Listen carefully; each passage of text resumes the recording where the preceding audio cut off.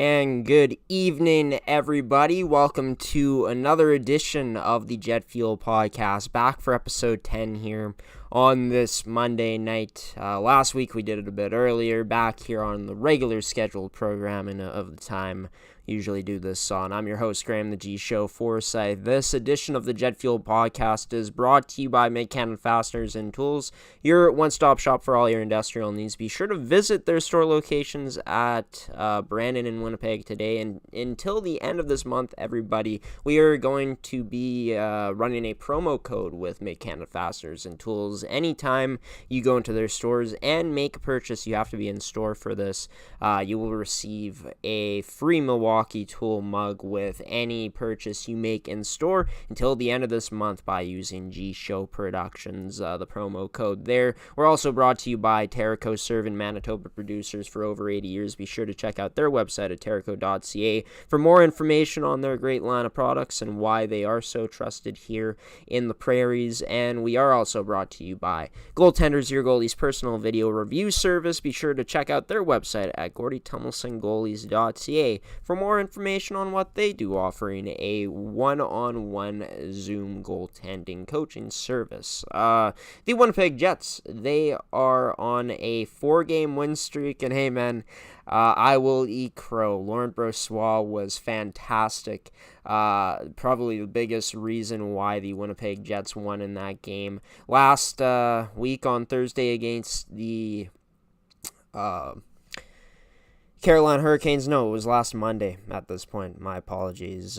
Time's flown by. Since that game, the Jets have played 3. They're on a 4-game winning streak, of course, as mentioned. And yeah, Brossoit was fantastic. I don't get into it about his play with the guest in this episode. More so about the Jets' overall play from outside of their goaltending. And that guest to come on and talk to me about the Jets' start to their 2-game road trip, or their 4-game road trip out of the 2 games they played so far, is Lyne Media personality Nik Lynam. Nik makes his return to the show as the only guest in episode 10 to talk about the Jets' past 2 games to start off the road trip, how this team is looking overall, the injury to Kyle Connor and how that's going to affect this Jets team, what the Jets have to do in terms of making moves to solidify themselves as a true contender, and some predictions for the upcoming games the Jets have, playing tomorrow night against the San Jose Sharks and finishing off their road trip with a doubleheader on Wednesday in LA against the LA Kings. You're watching the Jet Fuel Podcast. Stick around as Nik Lynam, personality on Lyne Media, joins this edition of the Jet Fuel Podcast, episode 10, brought to you by Mid Canada Fasteners Tools, Terrico, and Goaltenders here on GShow Productions. Enjoy, everybody. Lynam of Lyne Media joining this edition of the Jet Fuel Podcast for episode 10. Nik, you're the only guest for the 10th ever installment here. Great to have you back. Let's go. Lots of great stuff to talk about. How you doing on this Monday, a day away from the Jets' next game in San Jose? Doing pretty good, man. The week's starting off pretty. Can't complain. The Jets have been playing some good hockey. Obviously, a bit of a downer last night with some of the news from the game, but I'm doing pretty well, man. How are you doing? I'm doing good, currently on work placement for school, which has been a ton of fun, and a ton of fun watching these Winnipeg Jets play the way they have. Winners of 4 straight after losing 3 games in a row. Their last 2 games, starting off a 4-game road trip with a big win against the Central Division leading Avalanche at the time, beating Colorado 4-2, and then yesterday, of course, beating the Ducks 4-2, coming back in that one down 2-0. Jets, of course, losing Kyle Connor, which looks like for a significant amount of time. But your thoughts overall from the past 2 games to start off this 4-game road trip for the Jets? The Colorado game was big for me. The one thing this team was kind of doing this year was they're absolutely kicking the teams below them, which you want to see. It's a sign of a good team. But the one thing that they've had trouble doing is they've played very well against the teams above them, but they haven't necessarily won those games. And it felt like Colorado was that kind of moment early on here. The other big thing in that Colorado game was not going into a shell when they had the lead. They actually stayed in that game. It was a competitive third. They come out with the win. The Anaheim game, obviously, kind of a slow start against a not very good team, but to come back down 2 goals after losing your best goal scorer, mostly through depth scoring too. Like this team just seems to have so many things going right for it that there's different ways that this team can win games, and I don't know. I'm feeling really good about where this team's going. How about yourself? Yeah, I am as well. And it's definitely going to be a huge loss with Kyle Connor out of the lineup. He has 17 goals. The next best is Cole Perfetti, which is really surprising to say, honestly, Nick, which is a Mm-hmm. great surprise, in my opinion, with 9 goals. But going back to that game against the Avalanche, first off, I mean, going up against the best in the Central, right? Like this Jets team has been a good team all season long, like you said. Haven't been able to quite beat those top end teams yet, like Dallas, even though they've been close. Going up against Colorado, even though they got outshot 34-28, they make the most of their opportunities. They got good goaltending. The penalty kill, one of their best performances of the year, holding an Avalanche power play. Sure, not what it's once been in terms of top end percentages in the league, but holding a power play with McKinnon and Rantanen and McCarr and all those guys to 0 for 4, it's pretty impressive. We saw the skill of that top line with that passing, and we saw, the same skill against Carolina come through. Kyle Connor with 2 goals. We saw the depth still in that game with Adam Lowry scoring, the defense chipping in with Josh Morrissey scoring a goal and an assist, getting first star in that game. He's been fantastic once again this season, and they were up 2-0. Colorado starts to push back, gets some goals, 2 skill plays by Nathan McKinnon, but this Jets team stays composed and gets that 4-2 win against Anaheim. You see a different type of test for this Jets team, right? You're down 2-0. Like we talked about, you lose your best goal scorer in Kyle Connor. You're able to come through with what you said, depth scoring, like we've seen in some big moments this season from guys like Anita Ryder and Barron, who now has 4 goals. And then the top end talent comes through in Velarde and Shifley getting that empty net goal. So nice to see the Jets come through, persevere. They're first in the Central, losing their best goal scorer. But I feel like, Nick, this season, this team better equipped to handle a loss like Kyle Connor, with a guy like Velarde especially coming back now. Yeah, I couldn't agree more, actually. I'm very curious to see how long this is going to be. I'm hoping we hear from Rick Bowness tomorrow about that. Seems like it's going to be MCL or ACL. Probably hoping for the best, and that's going to be an MCL, which is going to be like a 4 to 6 week absence without their best scorer. And I do think you're right that they're more uh, they're better suited this go around than last year to sustain an injury like that. We just saw it with Gabe Vilardi. They went through a 6 week loss without Gabe Vilardi. I will say I'm a little bit worried. I want to see what it looks like during this span, because the one thing for me is I do think even with Kyle Connor in the lineup, they're still missing a top 6 scorer. So with that in mind and losing your best one, I do think it's gonna look a little different. But with how important the depth of this team has been, I'm pretty confident that this team can get through and still be fighting for the top of the division, even without Kyle Connor. Yeah, and I agree, honestly. I think, Nick, the biggest place where he's going to be missed is probably on the power play. Even though this power play has struggled this season, Kyle Connor has been a bright spot, one of the top power play goal scorers on the team with 3 this season. I think the big thing for the Jets is, even though he just scored his first goal yesterday, I mean, coming into the season, we know how big of a shot that Gabe Vilardi has. If he can get going, that's going to be huge for the Jets. Nikolai Ehlers, we're starting to see him get going. If he starts to pot the puck more, I think that'll do wonders for the Jets, of course. But I think this injury is going to make guys have to force themselves to step up, and guys like Mark Scheifele to put the puck in the net more. Cole Perfetti, 9 goals, primarily a playmaker. He's been second on the team in goals this season. So, well, I do agree that I think now with Kyle Connor out, especially with, we'll still have to see how long the injury actually is. I think that puts more need for the Jets to go out and get a top 6 or middle 6 goal scorer. But we've seen it this season. The Jets, this team's going to do it more so by committee. And I think we're seeing more of an emphasis on defense this season with this team Mm-hmm. top 10 and limiting teams in shots, as well as, I mean, we've seen Hellebuck benefit from it, as we've seen in these past 10 games or so. So, yeah, I think the Jets should be feeling good despite losing their best goal scorer is one of the top in the league in Cal Connor, with what they got on paper this season compared to previous seasons. Yeah, and to your point, they're bottom 10 in limiting shots. They're even better defensively when looking at metrics such as expected goals, where they're a top 4 team defending against quality of chances this year, which I don't think any of us were predicting coming into this year. Hats off to Rick Bowness and Scott Arniel. Because, yeah, it is I think you nailed it there on a few different topics. Because, yeah, they're getting it done by committee, and they're really getting it done through defensive play. And you've seen the last, me and Jordan were just talking about this on Top Line this week. Connor Hellebuck, 8 straight quality starts, more than his highest streak last year. Like, so they are starting to roll in a brand of hockey that is just awfully tough to play against. And it's been years since we've been able to say that about the Winnipeg Jets, which I think is going to play into this idea that, yeah, they've lost Kyle Connor for some times, we presume, but it won't shatter them like it might have shattered previous iterations of this group.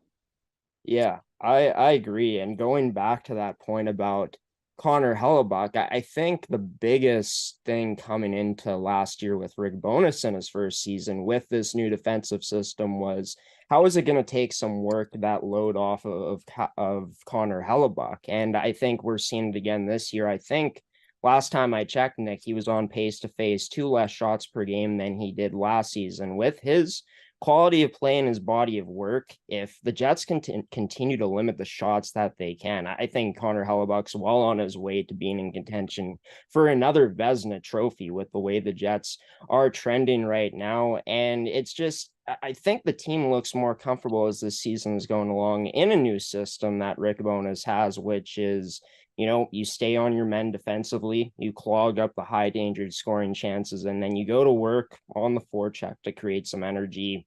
Offensively, we can also beat you on the rush with our skill and our speed. And we're seeing a few of those factors really play into the Jets, winning hockey games this season and really using their defense in the play as well. A big reason why Morrissey is able to have yet another season where he's not quite on pace for what he's going to have last season, but 22 points in 25 games has been great to see from the franchise D-man. Excellent. Honestly, for me and Jordan had this debate last week. I think Josh Morrissey's the team's MVP still this season, which it seems like it's almost like it became an expectation because of how good he was last year. But he's quietly, for my money, been the best, most consistent Winnipeg Jet over the course of this year. I thought last night was a prime example of it. 30-plus minutes, 2 assists to come back in that game. I feel a lot of the momentum and a lot of the big moments come off the stick of Josh Morrissey. Yeah, he's not at a point a game, but he's pretty darn close. And you're right, it's Rick Bowness kind of telling the D-men that they have the green light, because it's not even just Josh Morrissey. We're seeing Brendan Dillon off to a career start offensively. We see Dylan DeMello often jumping in and being a guy in the corner at plays and stuff like that, because it gives them that extra guy to attack with, right? You're turning 3-on-3s or 3-on-2s into 4-on-3s, 4-on-2s, and it allows for some of that rush offense you're mentioning. So, yeah, I think you nail it there that, really activating those D has made a big difference for the Jets offensively. And then when you factor it in, the fact that they have been so good at getting stops back there, and then you're going the other way, it's turning into good things for the Winnipeg Jets. Yeah, and it's crazy because coming into last season, Nick, when Rick Bowness got hired, you're thinking this is a guy that has some history with the Winnipeg Jets, expects hard work out of his team, and expects players to be accountable. But we saw in Dallas, and I mean, I actually picked that team to go to the Cup that season under Rick Bowness. But after that, we saw a decline in their play. In year 2, we've seen, I think, a different type of style from Rick Bowness, where before he was hesitant with having a guy like Klingberg back in the past, jumping into the play and stuff like that. He's learned from his mistakes, and he's letting guys who he knows can benefit from that, like a Josh Morrissey, and found an untapped ability that Dylan DeMello had, and really getting his players, his team, to play like a unit, something that Paul Maurice couldn't achieve with this group as time went along. And I know that so many people still Love what Pomo did, but Bonus and Arneal, can't believe I'm saying these two guys, has made hockey fun to watch in Winnipeg again. And this organization actually stepping up and getting rid of a guy like Blake Wheeler, making this team better with that PLD trade. I mean, I've had some problems with how things have been operated in the past with True North, and there's still a lot of season ahead, but it just feels like a different team this season. The team's playing well under Rick Bonus, and I mean, Scott Arneal deserves a lot of credit too for holding down the fort 10-2-2 during that stretch. It's crazy. Yeah, anyone that is familiar with me, obviously I've been a very, very big vocal critic, especially during the Paul Maurice times. Anyone that still believes in that guy, he's a fraud, and I don't say that lightly. So I'm glad we're past those days. Yep. But yeah, I think Rick Bonus and Scott Arneal especially deserve a lot of credit for this turnaround. It is a little surprising that we're playing a fun brand of hockey, or what we describe as fun, under those guys, given what you described, especially Rick in Dallas. He really played an old school defensive game in Dallas with that group, and it brought them to a cup. Like, I mean, it's not a bad thing. It's just not a fun brand of hockey.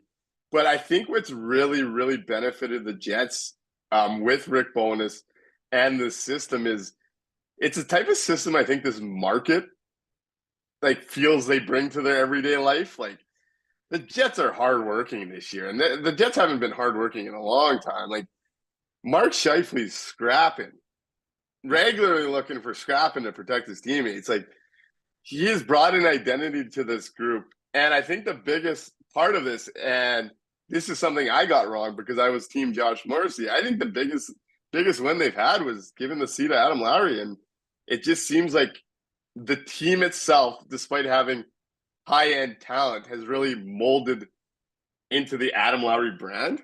And it's been awesome to watch. You just need that one voice, right?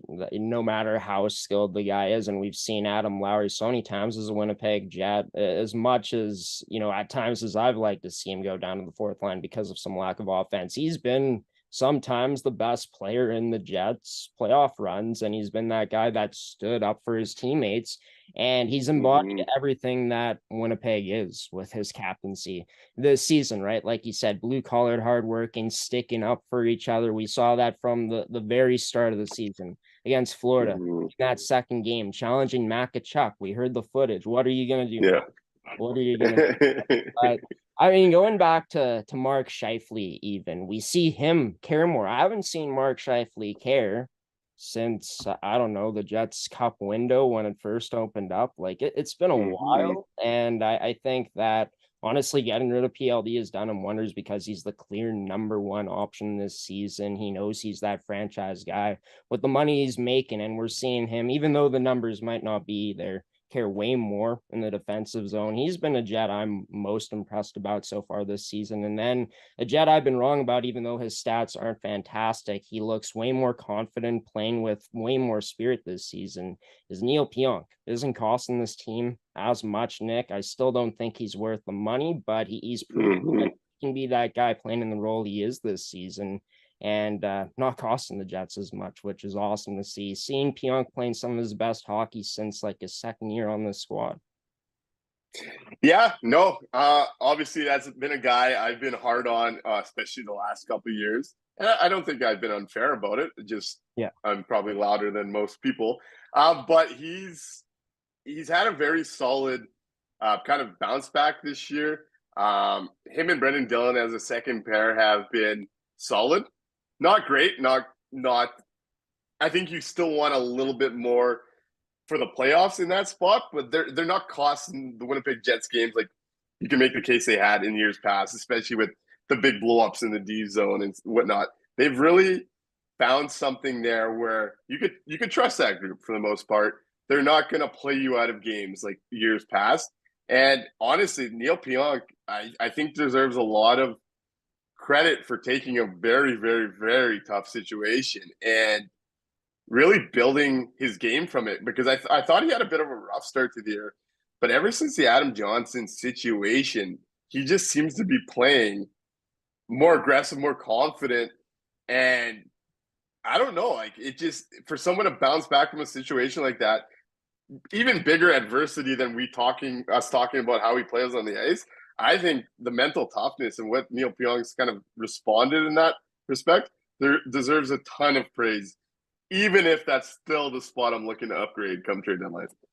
Yeah, and I do think come playoff time, like you're right, as good as this team has been at limiting shots and as Connor Hellebuck has been, the skill does truly pay off in the end. And if you do have weak spots, no matter how good a guy has had in a season, that could get exposed during playoff time. But Neil Pionk is a guy where I too have been really hard on, a guy that I would love to see the Jets trade. I've been vocal about that in the past, but he's earned my respect. I mean, playing through the terrible tragedy of not only losing a friend, but a best friend, like he, Yeah. it's just, yeah, to really turn on his game after that, I think he deserves a ton of respect for what he's been able to do. And yeah, he's been solid for this Jets team this season. Like, not fantastic, but he isn't costing this team. He isn't making that turnover that's going to lose them the game. And him and Brendan Dillon have looked more comfortable as this season has gone along. And that's great to see, because those two really didn't start off the season well. And yeah, the Jets need everyone to contribute if this team is going to have success come playoff time, if those guys still end up being on the roster too. 100%. I could not agree more. So before we get into the upcoming games for this team, to end things off, you've already spoken about it, what you think they need to upgrade. You feel like it is that adding another top six or middle six forward and adding a top 4D to solidify themselves as contenders? For me, it's still that. I've been harping on that drum since before the season. And even despite how well things have started, I really think for us to put ourselves into that actual cup combo, like right now, I think the Winnipeg Jets are good enough to be a team that takes a team to 7 games in the first round. They might even win that first round. They remind me a lot right now of the last couple of years Los Angeles Kings, where that was a damn tough out for the Edmonton Oilers the last couple of years. In fact, they almost had them last year. And I think the Winnipeg Jets are kind of there, where they might lack a little bit of the high-end talent compared to some of the teams you're going to run into come playoff time. But they have that identity now. They have that depth now that I think competes with teams down the lineup. For me to feel comfortable, I need one more top six forward, preferably that could put the puck in the net. I don't know if that's a center or a winger. It really depends on how this Perfetti look at center kind of goes over the next little bit. Because if he can knock it at center, it just opens up more options for you. I just think that once we get to playoff time and it's even that much harder to score. And the one aspect, the Jets are showing their skill and are able to score, but the one concerning aspect is they are a bottom quarter team in generating at 5-on-5, especially in that slot. They only have 3 guys really doing it consistently. So I would like to find another guy that can help with that. And it just adds insurance too, right? Injuries happen. If Kyle Connor got hurt in the playoffs, you're not as worried about it. So I want another top 6 player just because I think they need it to get to that level. And I just think a top 4 defenseman for the right side, preferably one that can move the puck up the ice with some kind of stability, though I know those don't come often available as much because that's as it feels so weird to talk about it because they have been a top 4 defensive team. I just think about when those matchups come into play every single night, the hard matchups, that I still need more from that. I'm not going into a playoff series comfortable with the idea of Neil Pionk getting matched up against, let's say, Nate McKinnon or Robertson or Kopitar or something like that. And that's how some of those series can go, right? I'd like to shelter him one spot down onto that third pair and still be comfortable. Oh, yeah. How about you? What are you thinking here? Well, as long as it's not Logan Stanley in the lineup, I think I feel a lot better because, oh man, I know it was Nathan McKinnon, but that footwork, yikes! But as someone that was victimized by Nathan McKinnon myself a dozen years ago, I feel for Stan a little bit on that one. I feel for Stan. Fair enough. Fair enough. Playing off personal experience for sure. But Yeah. in all seriousness, I think like, yeah, obviously, especially with Kyle Connor out now, I think the Jets, even with him in the lineup, if he returns, at the point where he's back at trade deadline, it wouldn't hurt to add some more top end scoring. I actually think, Nick, and people could say I'm crazy, but in a 7-game series, I'd rather the Jets play a team like Colorado rather than a team like the Dallas Stars because of how deep they are and the goaltending they have with Jake Ottinger. I think that kind of cancels out an X factor that the Jets have in Connor Hellebuck. I think that for the Jets, yeah, adding a bit more scoring could be good in terms of adding one more piece. Now, who's that piece going to be and how aggressive Chevy is going to get and how much trust he has in that group, I think is going to play factors in the playoffs because we've seen in the past when Jets fans and Jets media have thought he should have added, he stayed comfortable and rolled the dice with the group he's had, being confident with them. I think for the defense, and I brought this up before, and I don't know if you trust him in a 7-game series because of how young he is, but if Villianola can come back and show he's worth it, does that maybe not put as much pressure on this team to go out and add a D if he can show himself? I mean, coming off of the injury he is, could be a lot of ask for him, but if he can be confident and pair up with Dylan Sandberg nicely, you know what you have in Chisholm. I think the Jets at this point kind of underrated pieces on the D-core, young with some good potential. But I think that if they were going to add, obviously looking for a top 4D that probably has that veteran presence that could lead to good things during a cup run if they were to add, in my opinion. Yeah, so I'm very, very probably too high on Villianola myself. That I don't fall in love with defense prospects, but he's had my heart for some time here, admittedly. And he was 2 periods away from taking a job and potentially running with it. And the one thing I'm worried about right now is that's a big injury to jump back into a middle of a season. And I honestly, based on the summer he had and based on the camp he have, I believe he can do it. I think we need to get to a point where him and Pionk are kind of fighting for that number 6 job by the playoffs, and we have like the 5 guys above them essentially. I just can't put my eggs in. Even as much as I love the kid, and I'm really hoping he comes in and wins a job. I just can't. Where the Jets are, I think they need a bit of certainty going into that playoffs. Oh yeah, for sure. And I mean, perfect world is Villianola looks the way he does in preseason, right? I think 100%. a way to play it would be maybe starting him off with the Moose for a few games, getting more confident when he comes back. But yeah, if the Jets were to add a D, it would probably be top 4. I'm thinking they're looking for, and a defenseman that's obviously got some veteran presence. Not sure who's exactly out there for a defenseman. Not sure how aggressive Chevy's going to get, but these next few years, you've already kind of gone that direction, signing Niederreiter recently. You got to go all in with this group in their prime years. The contracts of Scheifele and Hellebuck. And for this team, they'll be looking to extend their win streak to 5 games tomorrow against the San Jose Sharks. Double header with a game to finish off the road trip against the LA Kings on Wednesday. LA's been fantastic. San Jose's been playing better hockey. I don't think these are easy games for the Jets whatsoever, but I think they do got good chances to win these games. What are you thinking, Nick? The Jets, do they win these next 2 games, a split? Do they go 0-4?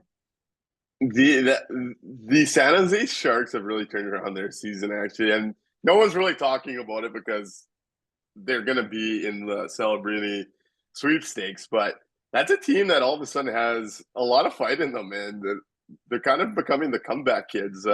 So an early lead, I would tell Jets Nation to not get too excited against San Jose tomorrow if the game's up early, because that team's shown that they could fight back. I'm going to take them to go 1-1 on the doubleheader.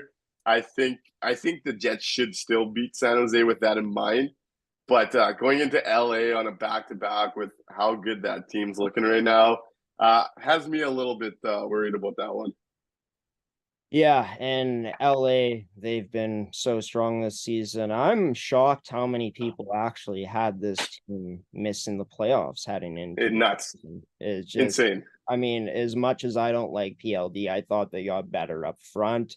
That Mm-hmm. decor going through a bit of changes, but got some young pieces coming in, and the goaltending's not that bad. They've been a top 3 team in the Pacific for the past few seasons. I'm in agreement. I think that it looks like Brossoit is going to play tomorrow. The Jets will have as much of an advantage as they can have with Hellebuck and net, but going up against LA with as good as they play with their systems, it's going to be tough for the Jets, I think, to beat them against a team that has as many weapons, that is as deep and can finish the way LA does, that can defend the way LA does. I think that the Jets, it could be a closer game than people expect more against San Jose, but I do think that they pull it out. I do agree with you. I think the Jets come away with a 1-1 split, coming back home to face off against Colorado on Saturdays. So lots to look forward for the Jets coming up. Should be 2 fantastic games coming up for Jets Nation too. Absolutely. Who do you got starting which game in the back-to-back? Now I'm curious your thoughts there. I go Brossoit tomorrow, and then you got to play Helly against LA. I mean, You have to. I think you got to play your best players against the best teams, right? Yeah. Especially the early season test for Winnipeg, because they've looked decent against LA when they played them this season, but it kind of ran away from them. Gabe Velarde went, Yeah. So he's going to want some revenge. Should be interesting making his return. Yeah, him and Lazat, that's an interesting storyline because he called him out too when he first came back. Yeah, it's going to be exciting on Wednesday night, no matter which way it goes. Just hoping the Jets don't get blown out after all we talked about. But Nick, it's been great talking with you, man. You enjoy the great hockey coming our way and everything you're doing over at Top Line, man. Hey, thanks for having me, man. It's always nice to talk some Jets with you, and looking forward to seeing this come out. I'll make sure to share it all over. For sure, man. I appreciate that. We'll talk soon. Talk soon, buddy. And Nik Lynam of Top Lyne Media joining this edition of the Jet Fuel Podcast, brought to you by Mid Canada Fasteners Tools, Terrico, and Goaltenders, your goaltenders' personal video review service. Be sure to check them out at GordyTumlisonGoalies.ca. But the Jets going to be back in action tomorrow night against the San Jose Sharks, who have been playing better as of late, and then taking on one of the best teams in the NHL this season so far in the LA Kings on Wednesday, before coming home, as mentioned, to play in a game against the Colorado Avalanche on Saturday. We're going to take a quick transition here, and then I'll be back to just give some final thoughts on episode 10, edition 10 of the Jet Fuel Podcast here on GShow Productions. We'll be back in just a moment, everybody. Stick with me, Graham the GShow Forsyth, after this.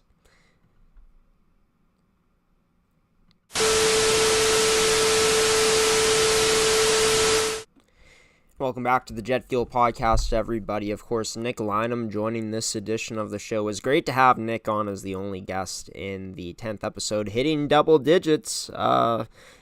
For Winnipeg, their season so far, this start has been great to see. They're at the top of the Central Division right now, tied with the Colorado Avalanche.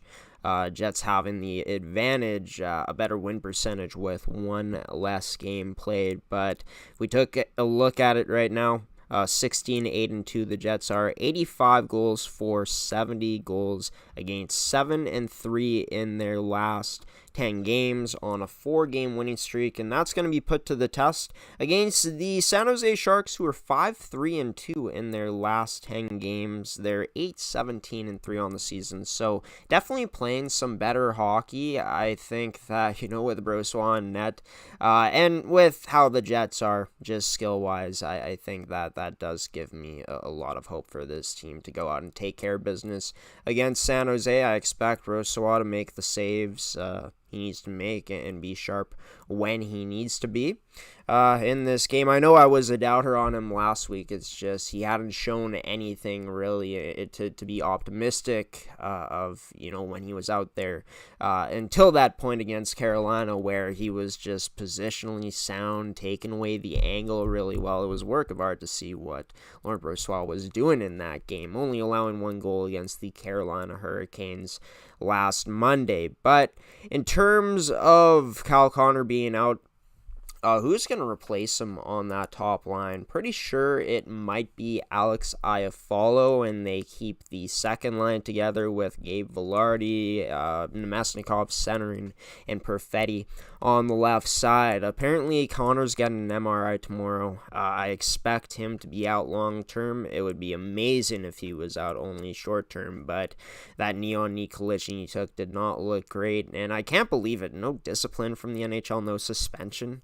on Strome on that. It's unreal. But you place Iafallo on that line. If you do, you're probably calling Axel Jonsson-Fjällby up unless you were to give someone else a shot. I don't really see that as likely. I feel like Axel Jonsson-Fjällby is kind of that guy that plugs in and plays on this Jets team, so he'll probably take fourth line. And if Iafallo is up on that first line, you can keep the second and third line intact, and intact, as I should say. But Iafallo has had history playing on that first line already with Scheifele. He would be playing with a newer line mate, or a new line mate, that is, in Nikolai Ehlers, and he'll still be playing with 2 fast, creative players. Iafallo got more comfortable on that first line as he got more games in with them. Who knows what his adjustment's going to be like, but I like that idea of still keeping Vilardi with a very smart player, arguably the smartest on the Jets, and Cole Perfetti already at 21 years old, as he'll be the one on the wing with him, and Nemesnikov, a guy who works hard, brings some speed as well down the middle that can create chances for this Jets team. That third line, we know how good it's been this season, and that fourth line, no matter who's really been on it, has been pretty effective this season. Even with Kupari out, Gustafsson has been pretty solid there in that 4th C spot. But in terms of Cole Perfetti, I think that this is a guy that needs to play way more. His ice time is still not at that level where you'd expect a guy of a top 6 caliber to be, which he has been this season. Second on the team in goals, tied with Mark Scheifele in that regard at this point. But just taking a look at Cole Perfetti, I've brought this up before, but got to bring it up again. Like, only 14 minutes and 28 seconds of ice time per night he's averaging. That has to change, and maybe it will now if this team is looking for some more offense with him delivering with Kyle Connor out. So there could be some positives to this Connor injury, as much as it sucks and as much as a difference maker he is on the offensive side of the puck. Like already talked about, feeling like the Jets are well equipped to deal with it compared to other years. And the big thing is your top end talent has to get going. You got that depth scoring, but guys like Scheifele, he's got 9 goals, but you'd like to see him start putting the puck in the net even more so with Connor out of the lineup. Nikolai Ehlers starting to heat up. It's been mostly assists from him. We know he can put the puck in the net. Gabe Vilardi, only 1 goal. He gets more and more comfortable. I think this is a guy that could start putting the puck in the net as well, right? So it has to happen. The Jets need to go out and do it. They got some tough opponents coming up that you'd obviously like Connor in the lineup to benefit from that fact. But Jets, it's going to be a big test, and I'm excited to see it. I think this is the biggest test the depth is going through all season long, and I think that they'll be able to come through, of course.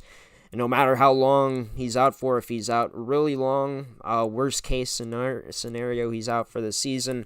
Like I already talked about, I think that's when the Jets start to maybe shop around and look for a guy that can come in, unless someone in the lineup really does step up and proves that, hey, you don't need to upgrade at that forward spot. But I think the Jets do, honestly, like we already talked about, and, maybe take a look on defense as well down the line. Lots of hockey to be played until then, though, until around trade deadline time. Comment down below in this video whenever you're watching it in terms of who you think is going to win in these next two games between the Jets and their opponents. If you're watching it after those two games happen, let me know what you thought went wrong, what you thought went right or wrong for this Winnipeg Jets team. And yeah, I mean, I think they do take that game in San Jose, but as already talked about, LA is going to be pretty tough to beat systematically.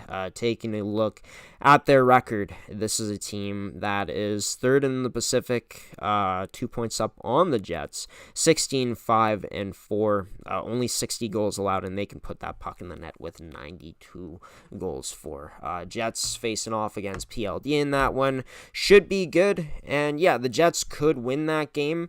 They've shown some decent play against LA, but LA really took over last time out for this Jets team. You got to find ways to transition in well and establish the zone, break through that LA team. They started to do it more as the game went along, but struggled for most of it throughout. So, yeah, that's going on Wednesday night. Let me know what your thoughts are on who's going to win that one. But we're going to end it right here, everybody, for the Jet Fuel Podcast. I've been your host, Graham, the GShow Forsyth. Special thanks to everyone that has tuned into this one. If you were tuning in, be sure to subscribe and turn on notifications here if you are on YouTube. Leave a like as well so more people see episodes, videos like this in the algorithm.